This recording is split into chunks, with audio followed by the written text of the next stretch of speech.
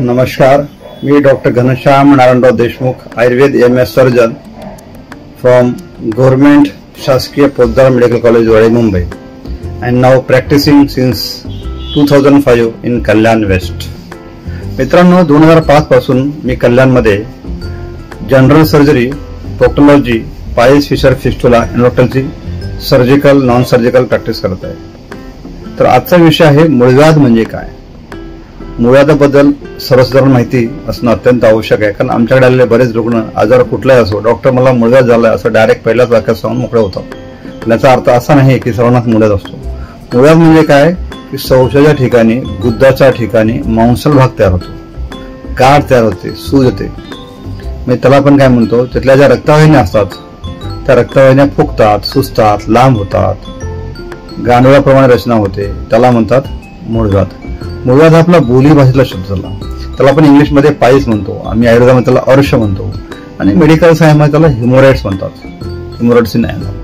तर साधारणतः ती जी रक्तवाहिनी असते तिथल्या त्याचे डायलेटेशन होणे म्हणजे विस्तारण होणे, फुगणे, इलॉंगेशन होणे, लांब होणे, आणि टॉर्ट्युसिटी होणे म्हणजे ते गांडोळाप्रमाणे दिसतात. तर dilatation, elongation and tortuosity of the haemorrhoidal venous plexus किंवा vessels is called as haemorrhoids. तर थोडक्यात मूळव्याध म्हणजे काय आपल्याला समजलं असेल, गुद्दाच्या ठिकाणी तयार होणारा रक्तवाहिन्यांचा पुंजका, गुच्छ, सूज, मांसल भाग, त्याला आपण मूळव्याध असे म्हणतो. साधारणतः बऱ्याच रुग्णांना प्रश्न असतो की सर, मी दारू पित नाही, मी मांसाहार करत नाही, माझ्या गळ्यामध्ये माळ आहे, तरी मला मूळव्याध का झाला. तर मित्रांनो, मांसाहार, दारूचे व्यसन यांनाच मूळव्याध होतो असे काही नाही. साधारणतः मूळव्याधीच्या काही प्रमुख कारणांमध्ये व्यसन असणे, अल्कोहोलचं प्रमाण प्रचंड असणे, मांसाहार वारंवार करणे, हे जरी असलं तरी सुद्धा जे शाकाहारी असतात त्या रुग्णांना सुद्धा मूळव्याध होण्याची शक्यता असते. काही विशिष्ट प्रकारचे आजार असतात त्यामुळे मूळव्याध होतो, काहींना अनुवंशिक असतो, काहींची night duty, lifestyle, vada pav, samosa, junk food, burger, pizza, बाहेरचे फूड खाणे, तळलेलं अन्न खाणे, शिळं अन्न खाणं, बेकरीचे पदार्थ खाणे, शरीरामध्ये हीट वाढणारे, उष्णता वाढणारे पदार्थ खाणे, बेसनाचे पदार्थ, पापड, लोणचं, असा जो तुमचा आहार असतो आणि त्यामुळे तुम्हाला होणार अपचन म्हणजे इंडायजेशन होणे, त्यामुळे मलावष्टंभ होतं, कॉन्स्टिपेशन, मलबद्धता, पोट साफ न होणं, शौचाला त्रास होणं, आणि हळूहळू अशा या लाईफस्टाईलमुळे, या आहार विहार पद्धतीमुळे रात्रीला जागरण करणे, कंटिन्यू बसून काम करणे किंवा कंटिन्यू स्टँडिंग काम करणे, व्यायामाचा अभाव, योगा, प्राणायाम, सूर्यनमस्कार नसणे, वॉकिंग नसणे, अशा विविध गोष्टींमुळे हा मूळव्याध होत असतो. त्यामुळे केवळ मांसाहार केल्यामुळे मूळव्याध होतो असे काही नाही. असे अनेक प्रकारचे कारण या मूळव्याधीमध्ये आहेत. तर सर्वप्रथम तुम्हाला मूळव्याध आहे किंवा नाही, असेल तर कोणत्या प्रकारचा मूळव्याध आहे याचं निदान होणं अत्यंत आवश्यक आहे. त्यामुळे आपण तज्ञ आयुर्वेदिक MS सर्जनला दाखवून चेकअप करून त्या रोगाचे निदान करणे आणि तात्काळ आपण जर उपचार चालू केले तर आपण ऑपरेशन पासून स्वतःचा बचाव करू शकता. आता मूळव्याध म्हणजे काय आपल्याला थोडक्यात समजले, मूळव्याधीचे कारणही समजले. तर मूळव्याधचे प्रकार कुठले कुठले असतात. तर साधारणतः मूळव्याधचे प्रकार नॉर्मली बाहेरचे मूळव्याध, आतले मूळव्याध. बाहेरचे म्हणजे एक्सटर्नल पाईल्स, एक्सटर्नल हिमोरॉइड्स, आणि आतले म्हणजे इंटरनल हिमोरॉइड्स किंवा इंटरनल पाईल्स, त्याला अभ्यंतर अर्श म्हणतो. आत असलेले अभ्यंतर, बाहेर असलेले बाह्य अर्श. अर्श हा संस्कृत शब्द आहे. मूळव्याधीला, पाईल्सलाच अर्श असे म्हणतात. तर साधारणतः आतले जे मूळव्याध असतात, जे इंटरनल हिमोरॉइड म्हणतात, त्याच्यामध्ये डिग्रीज असतात. डिग्री म्हणजे काय, त्या कुठल्या अवस्थेमध्ये आहे त्यावरून त्याचं क्लासिफिकेशन केलेलं आहे. पहिली अवस्था, दुसरी अवस्था, तिसरी अवस्था, चौथी अवस्था. म्हणजेच पहिल्या अवस्थेला काय म्हणायचं, फर्स्ट डिग्री, दुसऱ्या अवस्थेला सेकंड डिग्री, तिसऱ्या अवस्थेमधल्या मूळव्याधांना थर्ड डिग्री, आणि चौथ्या अवस्थेमधल्या मूळव्याधांना म्हणतात फोर्थ डिग्री. समजा डिग्री कशा ओळखायच्या असतात तर तुम्हाला समजेल असं साध्या भाषेत सांगतो. जे मूळव्याध आतल्या आतमध्ये असतात, गुद्दाच्या बाहेर येत नाहीत, ते दिसतही नाहीत, बोटांना लागतही नाहीत, त्याला म्हणतात फर्स्ट डिग्री पाईल्स.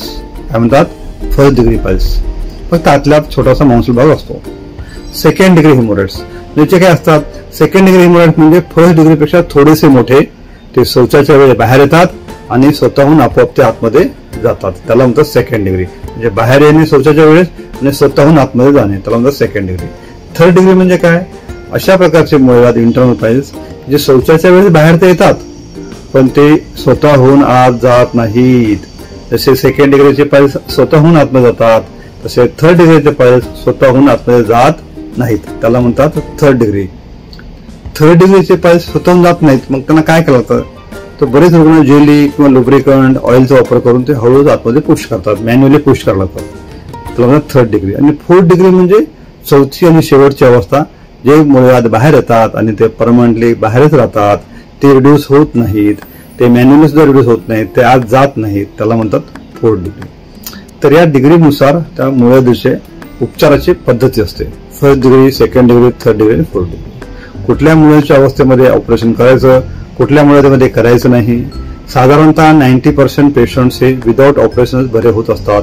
फक्त त्या रोगाचं योग्य निदान, योग्य उपचार, आहार विहार पद्धती अत्यंत आवश्यक आहे. बरेच रुग्ण हे आपल्या आयुर्वेदिक इंजेक्शनने पण बरे होतात.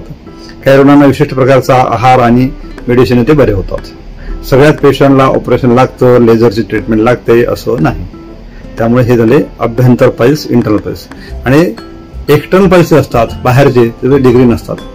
साधारणतः त्याच्यामध्ये primary piles, secondary piles. Primary piles म्हणजे जे मुळव्याध 3, 7 आणि 11 o'clockला असतात त्याला प्रायमरी पाईल्स म्हणतात. आणि जे मुळव्याध किंवा जे पाईल्स 3 o'clock, 7 o'clock आणि 11 o'clock या 3 पोझिशन सोडून इतर ठिकाणी असतात त्याला सेकंडरी पाईल्स असं म्हणतात. म्हणजे मुळव्याधचे प्रकार झाले आतले, बाहेरचे, नंतर झाले degree, first, second, third, fourth, आणि बाहेरच्या याच्यामध्ये प्रायमरी आणि सेकंडरी. तर अशा प्रकारचं हे मुळव्याधचं वर्गीकरण असतं. मुळव्याधीला घाबरून जायचं कारण नाही. काही मुळव्याधीमध्ये ब्लिडिंग असते, म्हणजे साधारणतः आतले जे मुळव्याध असतात पाईल्स, त्यातनं ब्लिडिंग होत असतं, पण ते वेदनारहित असतात.